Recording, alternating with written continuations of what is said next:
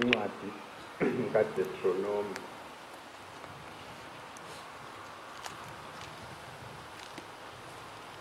incwadi kaDeuteronomy isahluko seshumi nambili uDeuteronomy isahluko seshumi nambili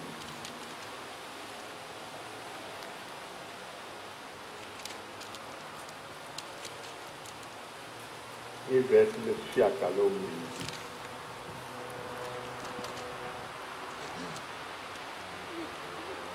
ivesi lesishiyagalombili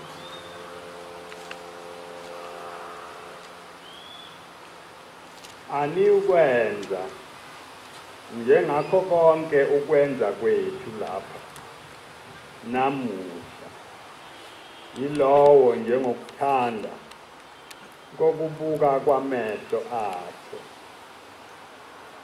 ngokuba anikafiki ekuphumuleni nasefeni eninikwa lona uJehova uThixo wenu kodwa lapho seniluwelile iJordani nakhe ezweni enilinikwa uJehova uThixo wenu ukuba nilifuye nalapho eseniphumzile ezitheni zonke zenu zakhona senihlezi ngokungesabi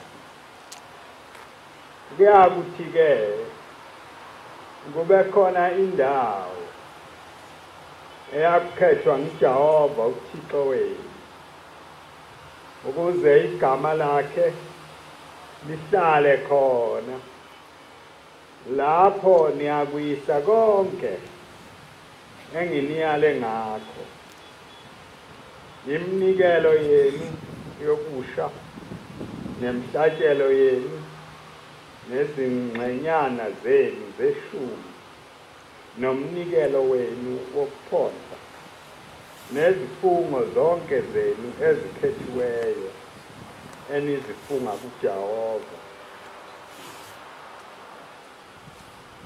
niyakujabula ngaphambi kaJehova uThixo wenu nina namadodana enu namadodakazi enu nezinceku zenu nezincekukazi zenu nomlevi ophakathi kwamasango enu ngokuba engenayo ingxenye nefa kinina hlakaniphani nje ungayinikela iminikelo yakho yokusha ezindaweni zonke ozibonayo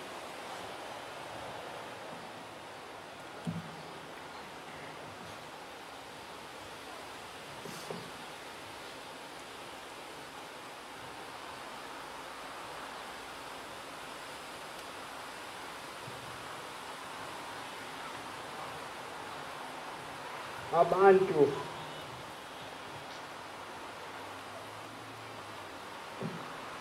abakhona lapha bonke balandela uNkulunkulu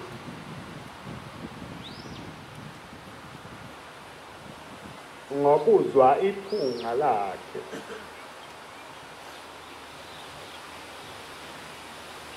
bengakwazi okubameleyo nokubalindeleyo abanye bezwa befikelwa uthando bayithanda lento bengazi ukuthi phakathi kuyo kunjani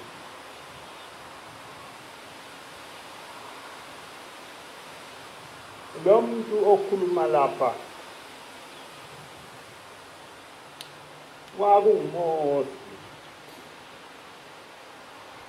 eyala abantu ayithunywe kubo ukuba abelungise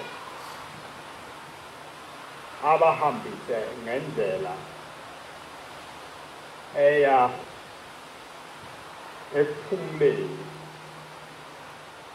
ebakhipha ekuhluphekeni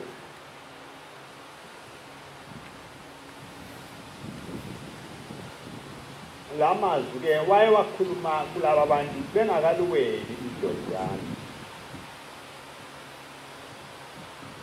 Njengoba ngihlale ngikhuluma kini ukuthi yayingekho indaba kaNkulunkulu osezulwini. Babehamba beya eKhenani, kwakuyilona zulu elalikhona kubo. Mase befike eKhenani kwakuyobe sekuphelele, akusekho lutho olunye abalidingayo nabalweswele. Babengayi ukuyobonana noNkulunkulu khona, babeyohlala bafuye izwe ababeliphiwa kuyisabelo sabo. Kodwa lapha endleleni ngesikhathi behamba kuningi kakhulu okwaba inkokhelo kubo ababengakulindele. Babehamba nje bona bazi ukuthi mase befike kuleli izwe kuyawube sekuphelele, bawufike babe makhulu bangasweli lutho. Leli izwe kuthiwa akho lutho olungekho kulo.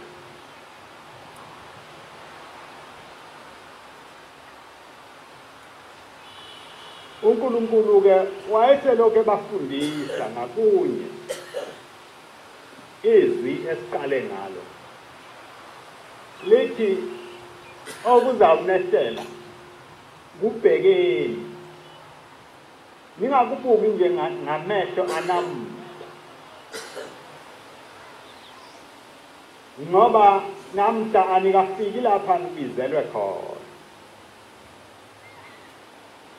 Niyathi ningawela iJordani bese niyakubona lapha nibizelwe khona. Uma-ke senifikile anikuhamba nikhonza uNkulunkulu kuzo zonke izindawo, anikuhamba ninikela zonke izindawo.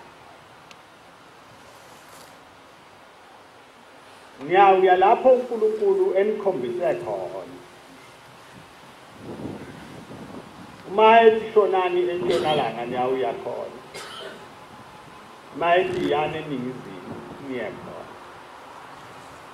Anikuzikhethela ukuthi thina sizawunikela la, thina sizawukhonza la. uNkulunkulu uyawukhetha yena.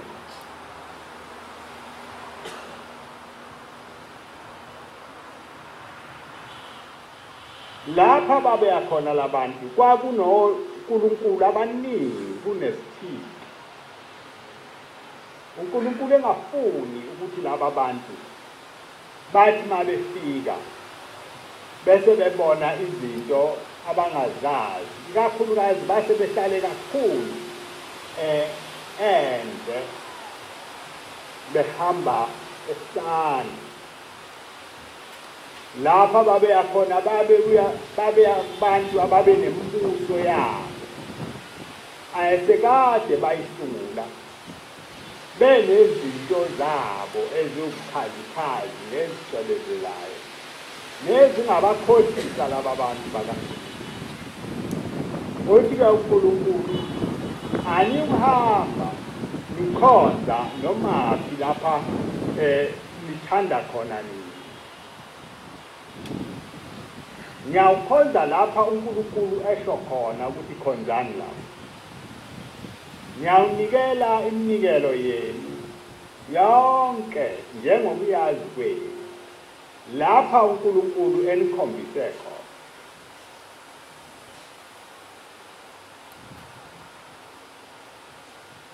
Mhlawumbe nani ningabantu kulesi sikhathi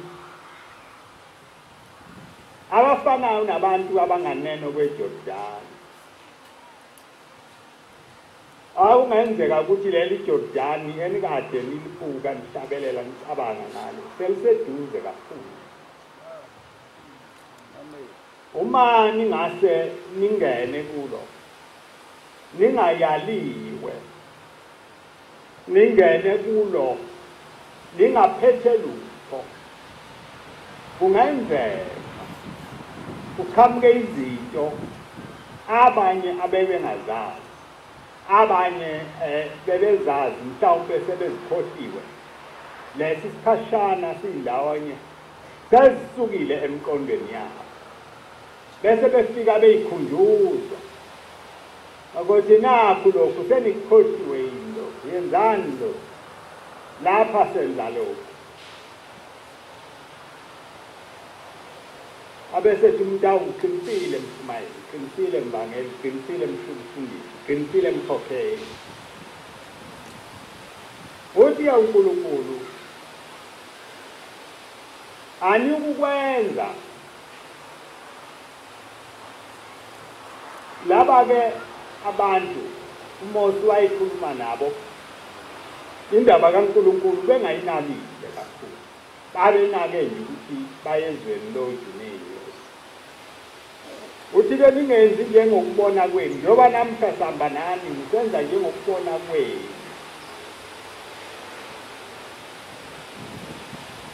amehlo enu lapha enisakhona esilungile niye nibone kanjani lapha-ke asinjalo kodwa lukhona uvalo lokuthi uma abantu bengakhokhelekile bengayaliwe ingozi yokulahleka ingavinjwa yini le engenza abantu bangalahleki uNkulunkulu-ke uyakhuluma ngalamazwi ukhuluma nathi thina-ke asifani nalaba bantu ababengazi lutho ngendaba kaNkulunkulu osezulwini ababazi ukuthi izulu labo iKhenani nina lapha nabizwa ngakho okwasezulwini anibizwanga ngokwasemhlabeni into esimi phambi kwayo esimelene nayo lapha emhlabeni inye seyokushembe asibisa amandla kunamandla okwehlukana nesono indlela sikuyo isho njalo inkosi yasePhakamile ithi indlela sikuyo lapha ePhakamile kodwa sifuna into yinye manje amandla okwehlukana nesono manje-ke ngithi kini uMosi wayeqonda ukuthi kulabantu nina ningathi manifika bese nembatha umbala walaba bantu eniya kubo ngoba laba bantu uNkulunkulu abamazi laba bantu bakhonza izithixo laba bantu bakhonza izangoma laba bantu bakhonza imithi laba bantu abathandazi laba bantu baqopha imithi ibe ney'thombe ney'thixo abazofika bakhulume nazo bathi ziwuNkulunkulu manje nina aninjalo nina nikhonza uNkulunkulu ophilayo kwase kukuningi kakhulu uNkulunkulu osezulwini ayesekwenzile phambi kwalabantu bekubona babefanele ukumbabaza uNkulunkulu kodwa ngiyabona ukuthi into ayidala bangayinaki kakhulu indaba kaNkulunkulu ileli themba leKhenani babengaze bangayicabanga nhlobo indaba yokuthi uNkulunkulu unjani babecabanga nje ukuthi masike sawela iJordani safika kule ndawo kuyobe sekuphelile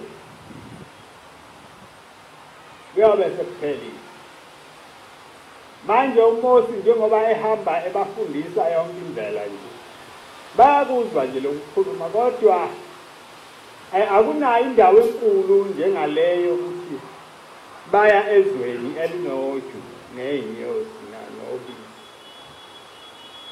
baya ezweni lapha beyawufuya khona imfuyo eningi.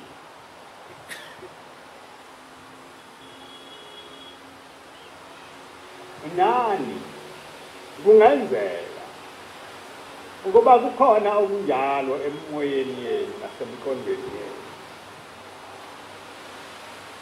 mhlawumbe kukhona ukuthi singawini icala kuyawube sekuphelile. Angazi ukuthi niyoba senibanjani noma niyoba senibabakhulu noma niyobanjani, ngoba leli cala elidumile akukho bungcwele engibona liza nabo phakathi kwenu. Angiliboni liyinhlambuluko lizele ukusigeza ezonweni. Ngibona sinomthwalo noma likhona noma lingekho wokuba sizibeke phambi kaNkulunkulu.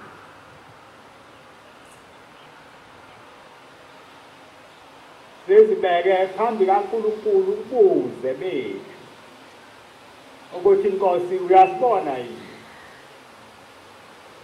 ukuthi njengoba wasibiza nje lokhu kuhamba kwakho kuyasehlula.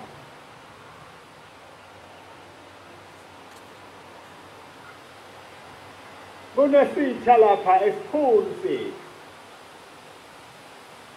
esisembethe sonke ngaphandle. Isitha sethu silwa nemphefumulo ukuba le mphefumulo yethu ingayi phambi kaNkulunkulu. Kube kuhle nje njengoba kunamhla kuyisabatha sonke siqoqene siphambi kaNkulunkulu. Kodwa singaphuma lapha abese qhamuka lo omubi athi cha,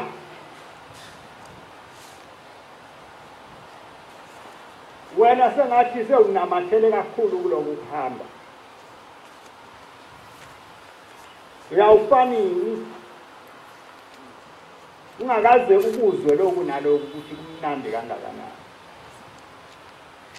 Naba nje abanye okhonza nabo, mhlawumbe futhi laba abangcono kunawe badontiwe baney'khunda, wena unaso lesikhunda kodwa manje sewubukeka ngathi sewukholwe uyabedlula. Insizwa yasebumnyameni iyaqomisa namaqhinga onke. Abanye ke sebathamba bavuma,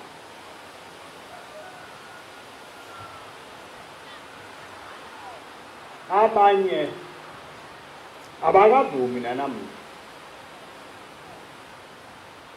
Le ndaba ebikhulunywa yivangeli esinkulu yalo mfana intombazane eyakhumula yabanqunu phambi kwakhe imlilo, kodwa wema ezwini lokuthi mina ngokaHlembe isikalo lesi esisindayo kakhulu ngithina bantwana basephakameni. Njengoba ngihlale ngisho kini ngithi isikhathi engikhule ngaso akho muntu ephakameni wayenendaba nesikhulu. Bonke abantu babe nendaba nobungcwele. Abantu bonke wayeyathi mayibuka enye inhlayisuthi kube sengathi yamedlula ngokukholwa.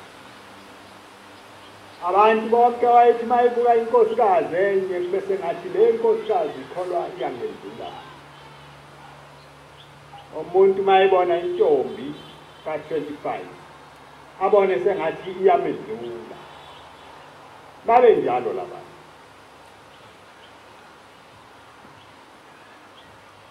Abantu bonke babelela ukuthi bakhanye phambi kaNkulunkulu.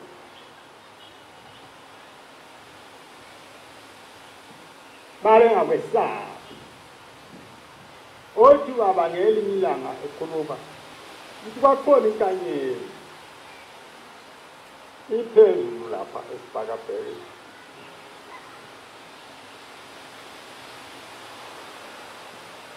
Ikhanya kahle kakhulu. Kwase khamliselesele selibuka. Lacunuka leliselesele lathi hawu. Lokhu kuloku kukhanya kahle kanjena. Lase likhwifa ngamathe. Layibuka layikhwifa ngamathe.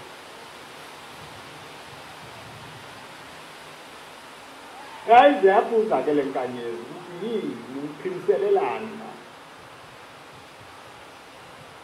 Lethi yayiselesele kanti wena ukhanyelani.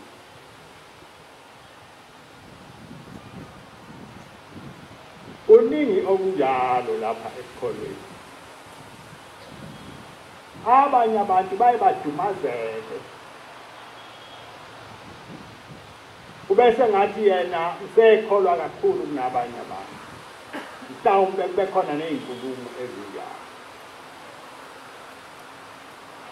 Lolu hambo lwenu lokuzidela nokuzinikela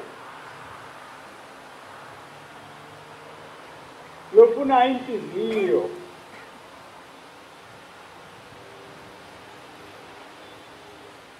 engavumi ukwehlulwa, engavumi ukwehlulwa. Abantu bangalahlekelwa ilokhu kukhanya kwasezulwini.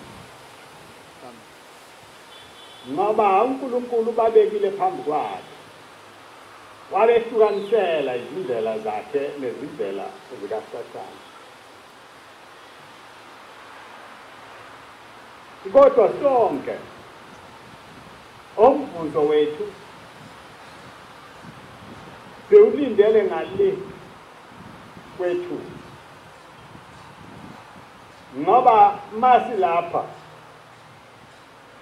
asifuni ukuthi sife okwesibili. Ngoba vele sizawuhamba sonke emhlabeni. Kodwa manje asingafike okwesibili.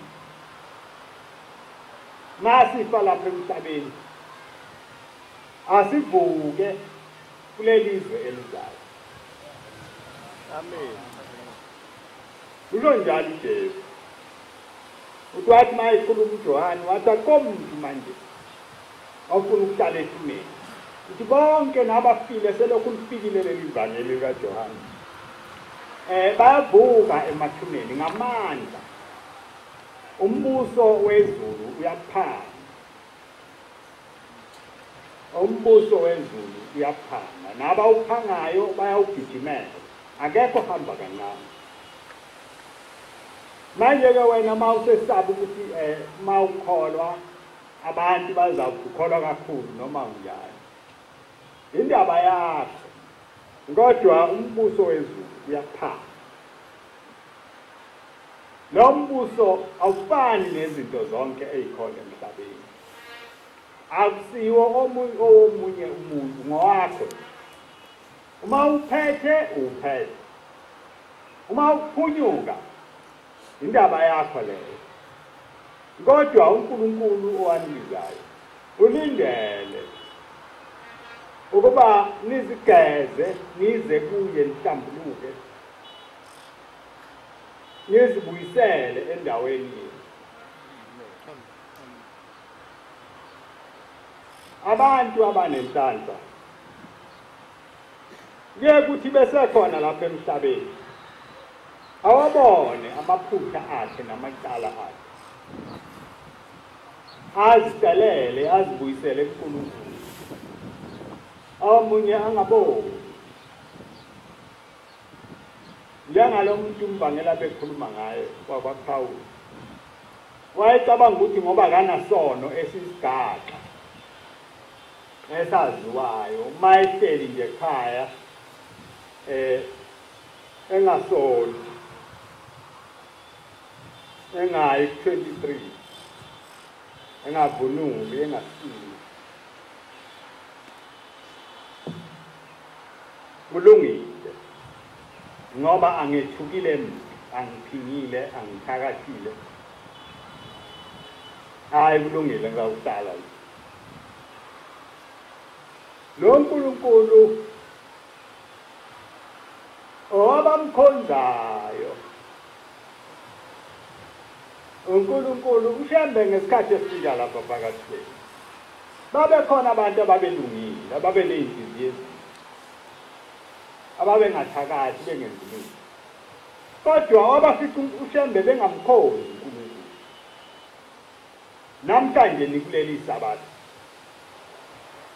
leli sabatha elokuzozendala elokuzozibika kuNkulunkulu ukuthi ukhona laba bantwana bakhe abaphatha igama lakhe ngobungcwele nawe uphakathi kwabo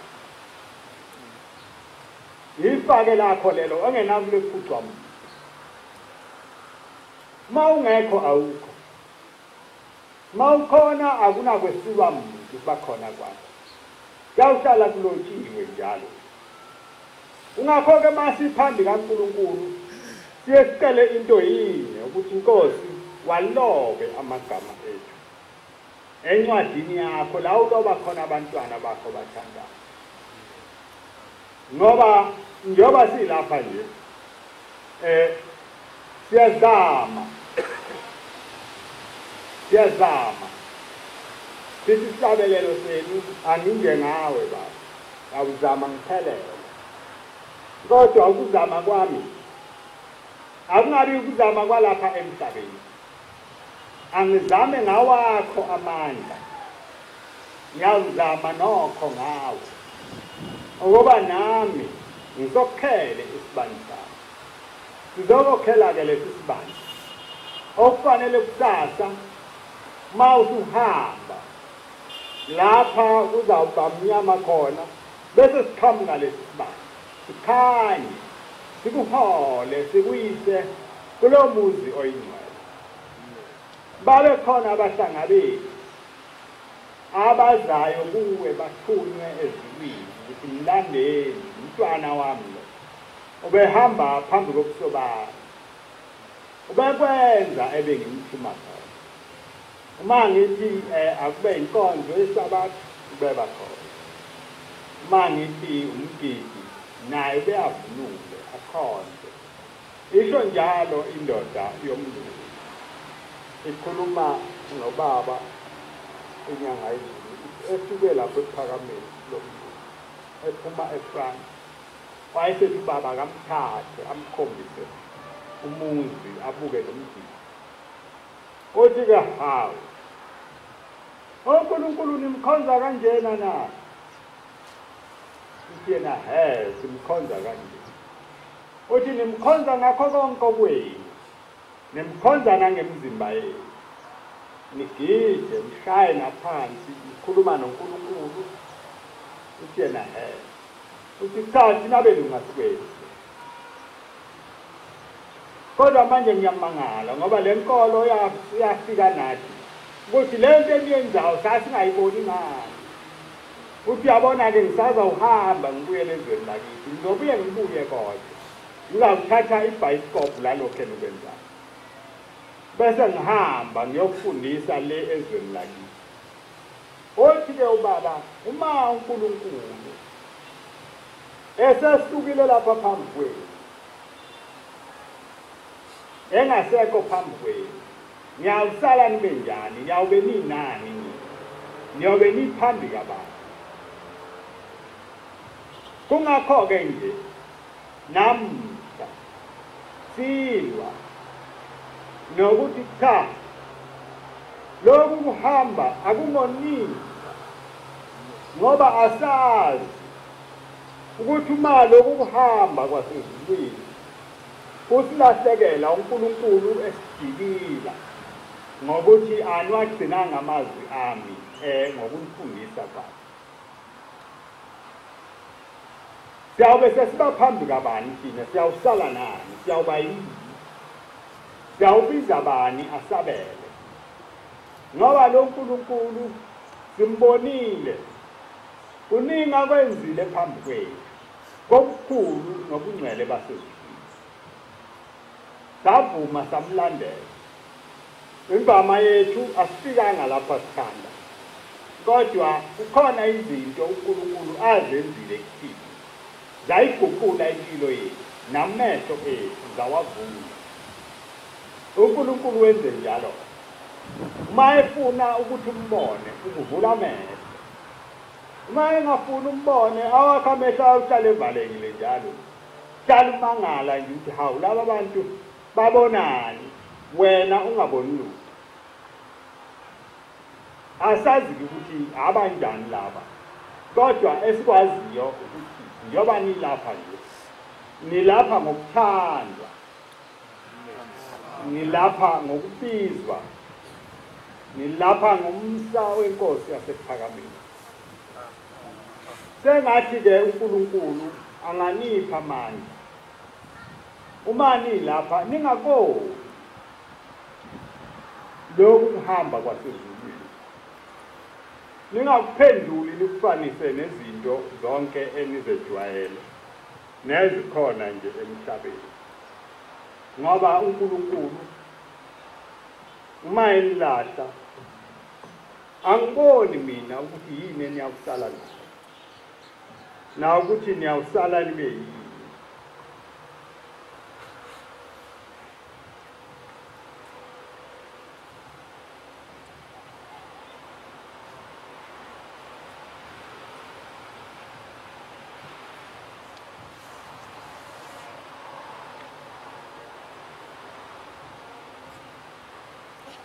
Ingoma ekhulu namashumi amane nantathu ekhulu namashumi amane nantathu. Okukholwa kwethu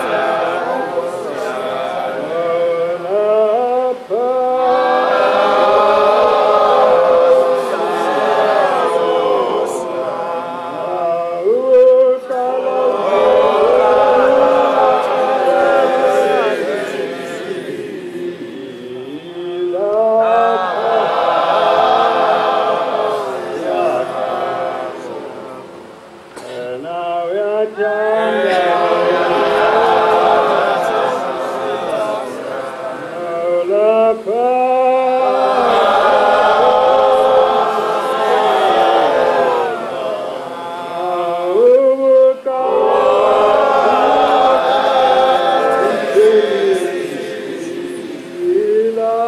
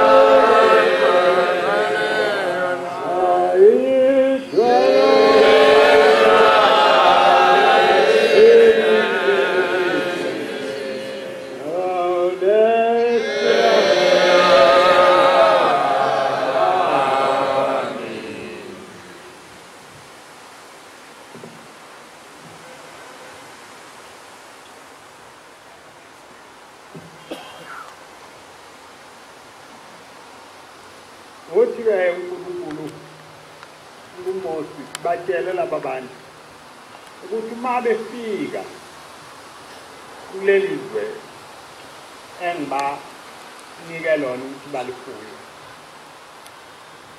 babobulala zonke izithixo abayozifika khona.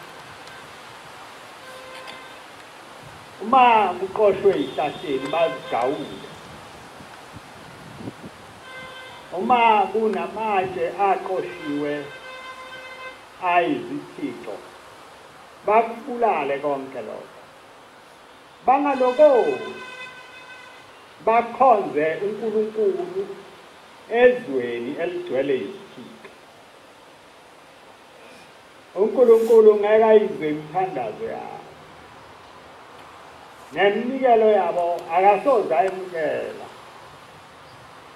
uma bemkhonza endaweni enezithixo.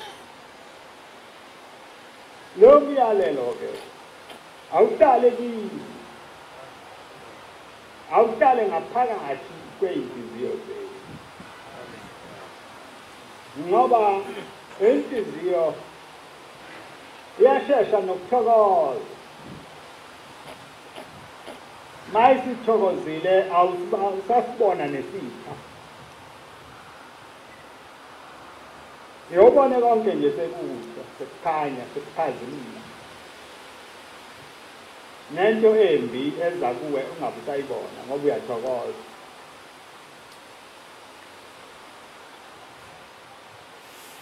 Ethi-ke inkosi yasePhakameni ngomnyaka ithi isikhathi esibi lesi, ngoba bonke abantu le nkonzo sebeyayithanda futhi nohulumeni uyayithanda. Kwakusenguhulumeni wabelungu, uthi namakhosi ayithanda, namabelungu bayayithanda, noma befuna ukuqasha umuntu baye bajabule uma bethola umuntu wasePhakameni.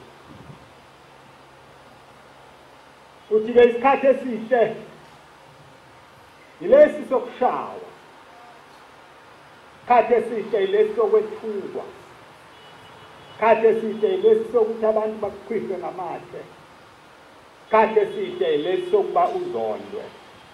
Ngoba uma unjalo uyasondela njalo ngokushesha phambi kaNkulunkulu,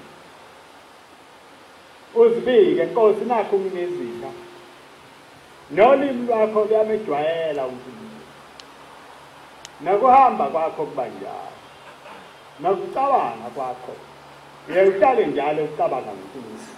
Ngani na? Ngoba unezitha, ufuna indawo lapha uzawuphephela khona. manje-ke uma usumuhle usuthandwa usubatshazwa usuyigugu labo bonke abantu uNkulunkulu ungaphi lapho imvama yethu uma sinjalo uNkulunkulu uba kude siqale nathi sizibone ububanzi nobukhulu nobude bethu ngoba nampa abantu besibabaza bethi kodwa ungitshela wayibona kanjani indaba enkulu kangaka qale nawuphazi ukuthi wayibona kanjani kanti cha ubonanga lutho wathandwa uNkulunkulu nje uyimpumputhe unjalo uNkulunkulu wakubonayo wena awubonanga kodwa ngalelo langa impendulo yakho iyobe ichaza wena ukuthi lento wayibona kanje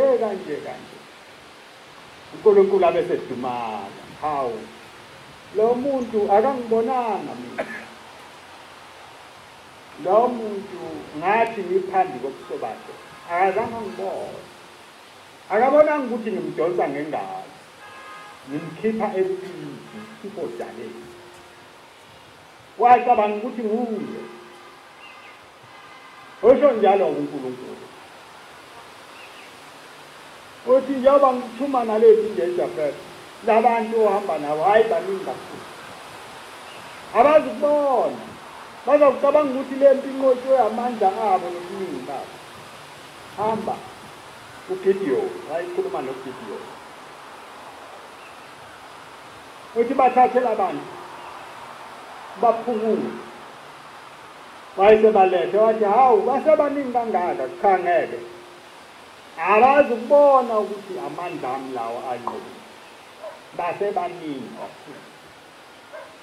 ningakhohlwa ningazikhohlisi futhi naye uNkulunkulu uyazazi izinto enizomsubuka ngazo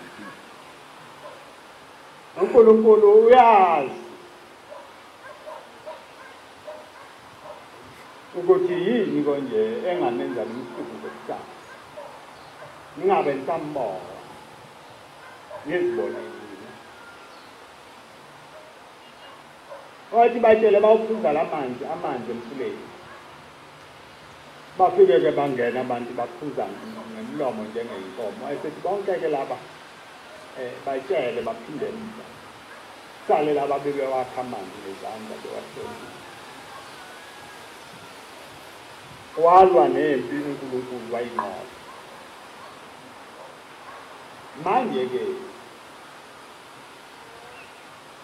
nina lapha phakathi kwenu enhliziyweni yenu khonani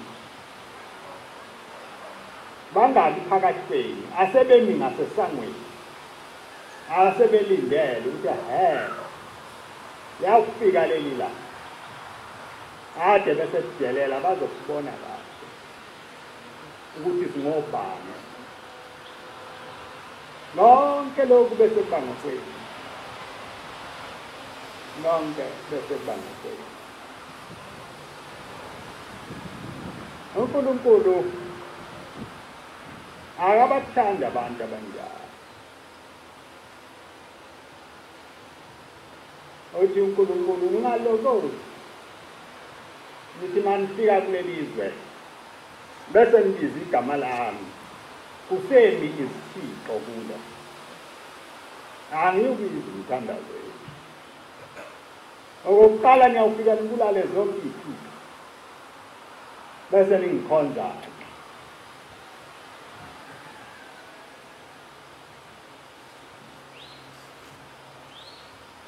kungake ngiyokuvuma nje engilawuthi manifika nikuvume noma bazawuthi nabefika banivumise khona banithembise neyikhundla wena uzawuphatha la wena uzawuphatha la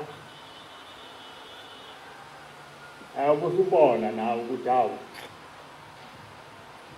ngawuba mkhulu bakuthanda abantu kukhulu isho njalo inkosi yasekuphakamisa ethi usathane uyayintshontsha inhliziyo yethu lapha esiphakamisa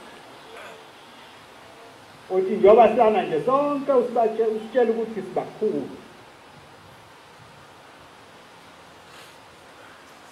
uthi sekusele kancane ukuthi abefundisi balapha ePhakameni bathi angikhulumi nenja mina umfundisi wasePhakameni ekhuluma umhlaba ungakabi nje ethi sekusele kancane namhlanje kunjani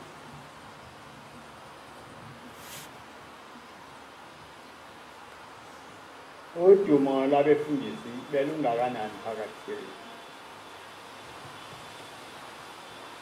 obaba abefundisi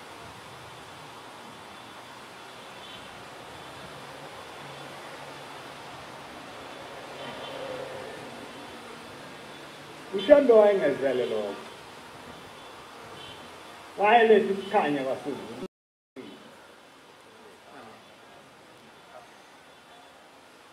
lokho ukukhanya kwaSizulwini kwafika kulingana kithi sonke uma kukuncane wena ezandleni zakho bheka inhliziyo yakho ukuthi njalo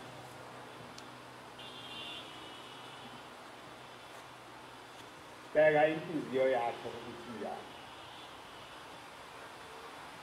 le ntombazane yaseRoma eyayibuza kubaba ukuthi laba bantu bathanda ngokulingana yini ubaba wayesevuma ukuthi cha ngikubonile ebusuku nebhodo elikhulu phethe isitsha sokuphaka uthi labantu bungabaphakela okulinganayo abanye kubapha okuncane abanye bapha okuningi abanye ungabaphiwa ngicabanga ukuthi babephiwa ngibani babephiwa imisebenzi yabo lapha kulokuhamba akuncishwa kodwa uma uncishekile zibheke wena akukho umuntu ozokuncisha uzincisha wena umuntu uyahlala lapha eManazaretha embethe ingubo emhlophe asole yonke into eyenziwayo akukho angakusoli lokhu kunjenjengengani vele lokhu kwenziwa kwabanjena kwenzelwa khona ukuthi singakwazi ukuthi thina siphumelele kule ndlela asho lokhu nalokhu mayesefika uNkulunkulu afike le nhliziyo ekwavumayo elwayo ethethayo ayithethisi umuntu ithethisa uNkulunkulu washo lani kakube nje inhliziyo-ke Manazaretha uma ingaphendukanga lapha kulomhlaba akulula ukuthi iphenduke ezweni elizayo cha akulula abantu abafucoko abamthula esigodini sosizi noma sebembona esephambi kwabo abazange baphenduke akuzange sifike kubo ukuthi hawu nangumuntu wasezulwini hayi sifike celela intethelelo kuNkulunkulu sakuzwa wena ukukhuluma manje hayi sihleli kabi la le ndawo esikuyo iyi balwa bathetha bagwavuma maye babuza ukuthi ngihlaleleni la bathi kungasho wena kanjalo oh uthi sihlaleleni la nani wena wenza imithetho yakho yabalukhulu akwabe kusaba imithetho kaNkulunkulu banjalo-ke abantu uma esethanda esafuna ukuhlonipha agcine imiyalo kaNkulunkulu kuba imithetho kaNkulunkulu esayibona ukuthi indlela yokukhanya akukho mthetho lapha phakathi kwenu Manazaretha owakhelwe ukuthi nehluleke ukukhonza uNkulunkulu awukho futhi umthetho owakhelwe ukuthi wena ugcine ungangenanga ezulwini yonke ibekela into yinye ukuthi wena ikugcine unobungcwele manje-ke uyayithatha yini noma wena awunandaba naloko kungcwele lokho noma bangangedlula mina loba bobathatha kulungile phela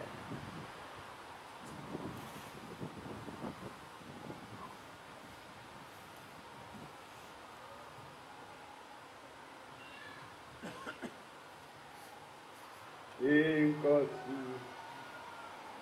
izalute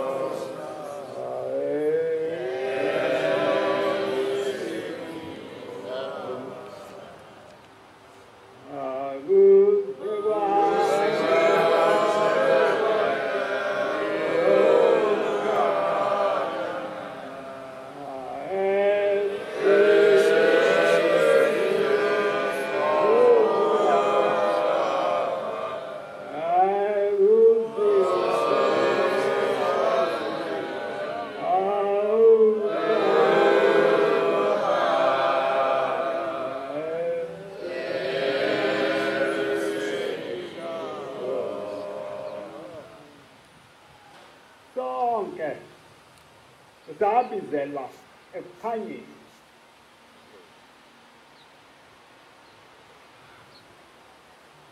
iningi lethu safika singaboni ukuthi lapha besikhona bekumnyama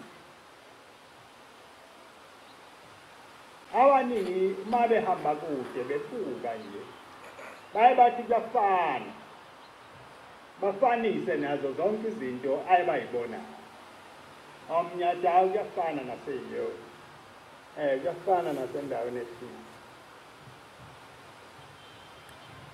kodwa uma sekufikile lokukhanya kwehlela phezu kwakho wakubona uyawubone ukuthi cha akufani emvama-ke lolu limi lokuthi izinto ziyafana ulwimi lwabantu abayizimpumputhe abangaboni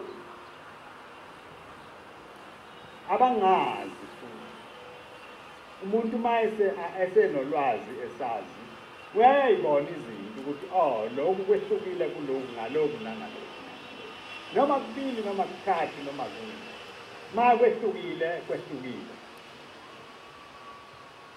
manje-ke uma sengilapho ngisekukhanyeni amen lokhu kukhanya okwehlela phezu kwenu ningavumi ukuba kunembuke kumlahlekele ningavumi ukuba Sathane anephuphe khona ningavumi ukuthi Sathane anikhohlise ningavumi Sathane ukuthi anenze libe kakhulu lapha munye omkhulu uNkulunkulu lo wasibizayo wasibeka phambi kwakhe singelutho usho njalo ungifunele ngomnyaka ephethe inkonzo ephakameni othi uNkulunkulu wasibiza singelutho nje wasibiza wasizisa phambi kwakhe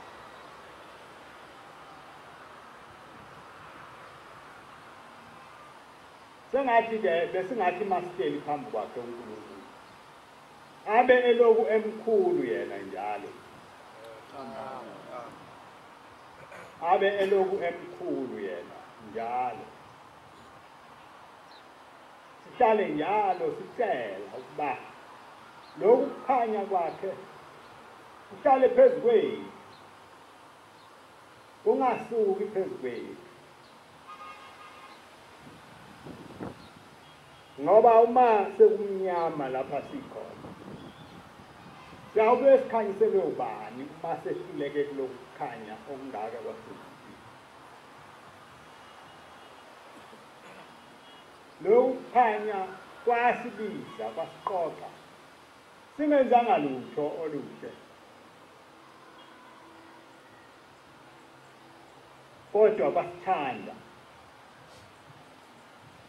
manje-ke sesweleni sehlulwa into yinye ukuzithanda thina uma wehlukana nesono namhla uyazithanda wonke umuntu othatha isinqumo sokwehlukana nesono uyazithanda manje-ke wena wehluka ukuzithanda wena wawuthandwa ubani-ke manje ngoba nawe awuzithanda umuntu uma ehambe ebhukuda odakeni usuke eyithanda kanjani loyo kuthiwe nanka amanzi amahle woza uzogeza cha thanda udaka mina angifuni ukuba mhle ikhona indoda yasho njalo esethe ubaba cha mfana khipha inkomo nanguyisa esihlele wena ney'ngane zakhe mnikelele yathi cha angifuni umnikelelo angifuni ukuyezulwini angifuni ukuba umntwana kaNkulunkulu ngiyabuza futhi kulo nkulunkulu ukuthi wazi wangibeka endaweni embi kangaka nje ngoba yini isho kathi ibala abantu ababulala ithi sabulala osibanibani nosibanibani nalo mkamntanami manje-ke sengimlandile kodwa khona lapho iyabuza ukuthi uNkulunkulu wangibekelana endaweni embi kangaka kusho ukuthi kwakufanele ibulala abantu uNkulunkulu abesecingela isihlalo esihle esichazila nawe ungacabangi ukuthi izono zakho ziyawuhlupha abanye abantu ziyawuhlupha wena ziyawuhlalisa wena kabi manje-ke umuntu uma kuthiwa suka kule ndawo ayilungile kushiwo ukuthi uma usuka kule ndawo uzawuhlanzeka uzawuba muhle abesenqaba usuke umuntu onjani ukucabanga kwakhe kusuke kuhamba kugcinile uthandelani ukuba uhlale endaweni embi ube mubi ningakhohlwa-ke manazareth ukuthi ushembe lolu thando anithanda ngalo lungaphezulu kwazo zonke izinto ey'khona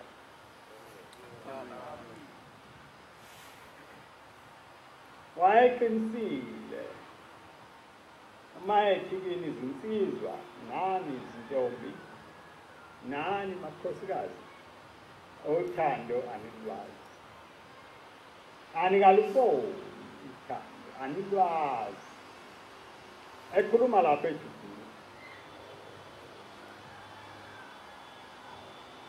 uthi ngamngcwaba umntanami engangimthanda kakhulu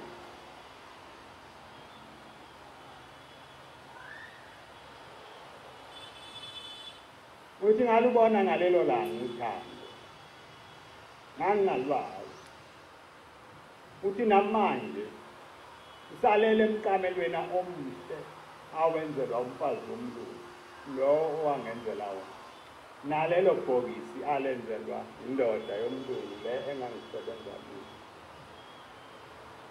kodwa mina ngilapha phambi kwenu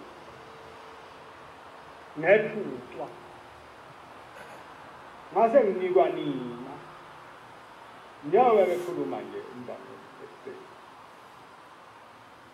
ngephucwa konke lokhu okunjani kwasemhlabeni kwase kubekwa nina lapha phambi kwami uthi-ke manje anilwazi uthando njengoba ngilapha nje ngeza ngalo ngaqhutshwa yilo ilona olwangise esitimeleni engasigibela ngiza lapha ngangiqhutshwa uthando umphako ngangingenawo kodwa ngoba nganginothando indlala angizwanga ngehla esiteshini saseThekwini ngingenasihlobo ngingenabani kodwa ngoba kwakukhona uthando ngaphakathi kwami angikubonanga konke lokho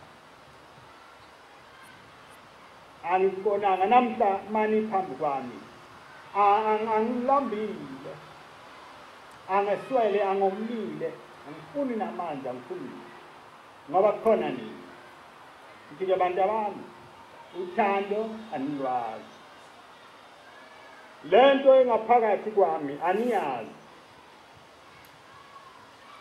manje nithini nithini ngalolu thando olwakhipha inkosi yasePhakameni ezweni lakubo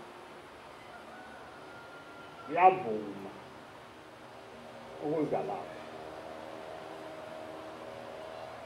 yaze hamba hambela phakathi kwenu akho lutho olunyabuye walithanda cha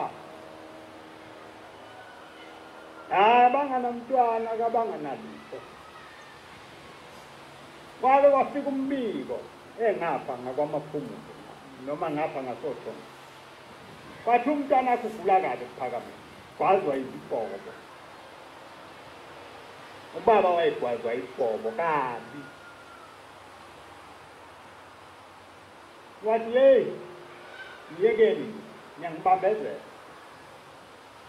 lo ngicela umntwana wami nomntwana ngithatha anginamntwana bonke abantu abami ngabashiya le ndaba uma ephila kaphile mayemthatha uNkulunkulu kulungile ngokwakhe lokho anginamntwana manje nina ngiyangibambezela lokhu likhuluma lo thando maNazaretha olokuthi nina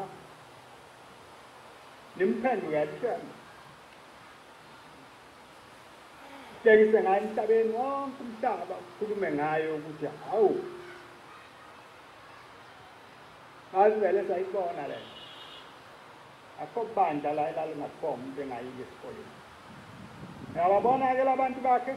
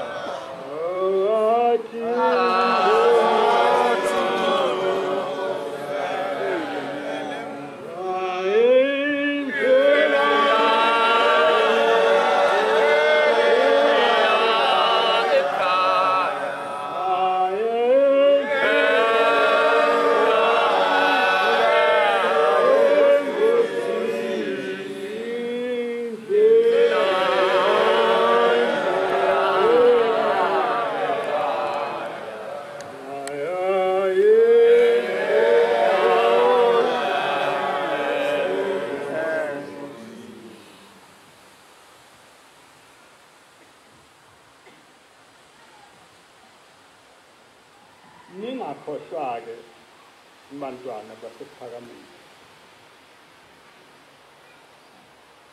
ukuthi uNkulunkulu usuke wadumala ngabantu abathandayo ebaqoqile wabahlanganisa njengoba elihlanganisile bona-ke babe yisizwe bengabandawonye ecabanga ukuthi bazawuthandana ngoba bazalwa ngumuntu munye ecabanga ukuthi bazawuphuzana balalelane ngoba bazalwa ngumuntu munye abazange bakwenze lokho nani ningazikhohlisi uma uNkulunkulu ningamlaleli uma uNkulunkulu ningadelela uma uNkulunkulu ningathandi ukugcina imiyalo yakhe singefike isikhathi esinjalo lapha eyawumfica khona amflathele angavinjwa yini uNkulunkulu angahlalela ububi bonke sibenzayo sithele phezu kwakhe zonke insuku yena enze okuhle phakathi kwethu sibuke thina kusasa senze okubi kodwa bese sithi uNkulunkulu hayi akahlale ahlalele lona leli phunga elibi ngeke uNkulunkulu akuhlalele lona anginethusi anginesabisi kodwa ngiyesabani yesabani nje nina ngokwenu nikucabange lokho engikhuluma ukuthi uma uNkulunkulu akwazi abantwana bakwa-Israyeli ukubaflathela abalala konje thina kungaba selokhu senza okubi yena abe sesihlala nje phakathi kwethu ngoba yini le ngambopha kithi awuboshwa yini engenza ukuthi angasebenzi sesisuke ngaphi thina kulaba bantu ababebonwa inkosi yasekuphakameni ngo-1965 elinda laba ababesodaleni okwathi noma isifikile inkosi yasekuphakameni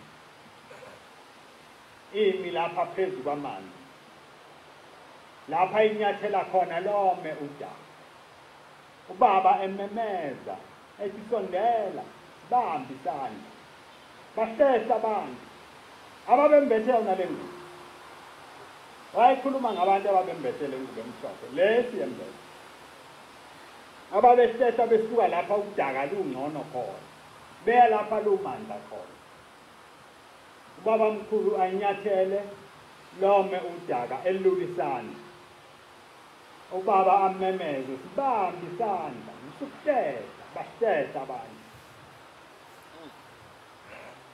baze bawungena emhlangeni bagcina sebevele ngamakhaya odabeni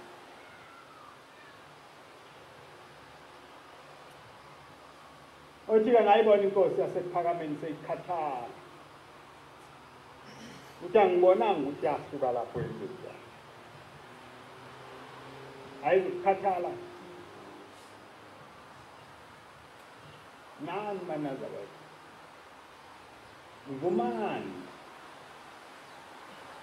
vumani ukuzalwa kabusha vumani uba uNkulunkulu anikhokhele anibuyisele endleleni yakhe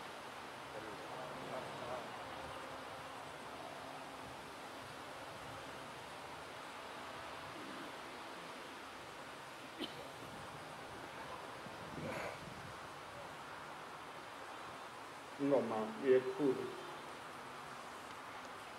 namashumi ayisikhombisa nesishiyagalolunye ikhulu namashumi ayisikhombisa nesishiyagalolunye inkosi iphakame inhlangano ngawucela omunye usabela